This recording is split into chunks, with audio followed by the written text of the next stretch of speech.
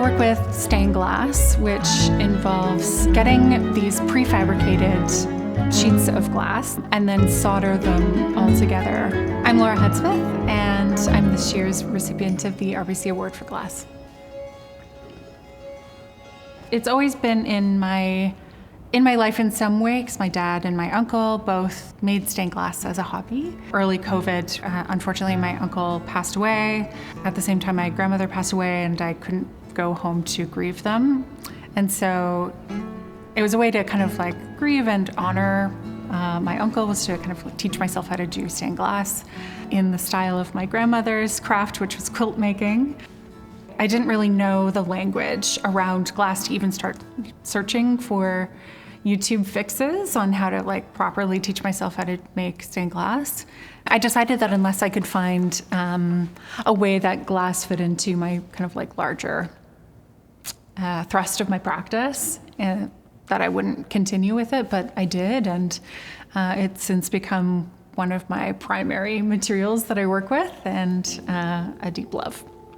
I'm an interdisciplinary artist, and for me that means disciplinary mobility across the different types of making art, and so that includes, for me, sculpture, installation, photography, and text, and sometimes those elements each feed into a kind of like larger production.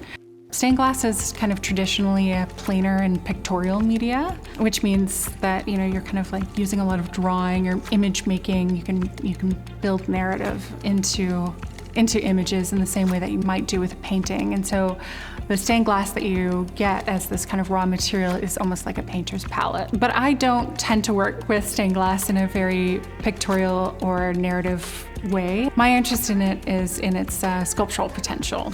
I will say that the ideation stage tends to be really long. For example, in the last couple of years, I've been kind of mining a personal archive of photographs that I've taken over this period of 10 plus years of insect trails and lichen formations and other types of organic structures and beings that I've taken while walking for a meditation practice that I've had for personal healing methodologies for a really long time. My work is grounded in the experience of becoming chronically ill and now living with chronic illness. And so a lot of my research and work and thinking is surrounding the body and chronic illness, but also kind of like the more complex sphere of wellness, and as an industry and as an idea, and this kind of like complex, convoluted, and sometimes a little iffy sphere. And so all of the works that I've been creating in the last 2 years use these images of insect trails that I find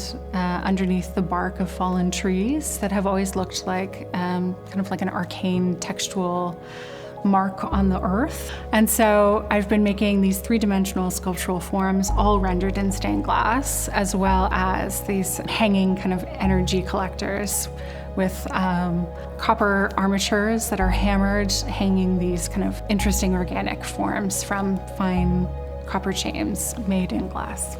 I'm so delighted to have this opportunity that the award creates, in that it'll create time and space for me to access different types of classes, which I'm really excited about, to kind of expand my use of glass from this kind of like cold working technique, which is stained glass, into some more hot working techniques that I'm really excited about, that have their own type of kind of like alchemy and transformation that happens inherently. I want to thank RBC and the Canadian Clay and Glass Gallery, as well as this year's jury pool, Cheryl Wilson-Smith, Catherine Gray, and Sarah Hall. Thank you.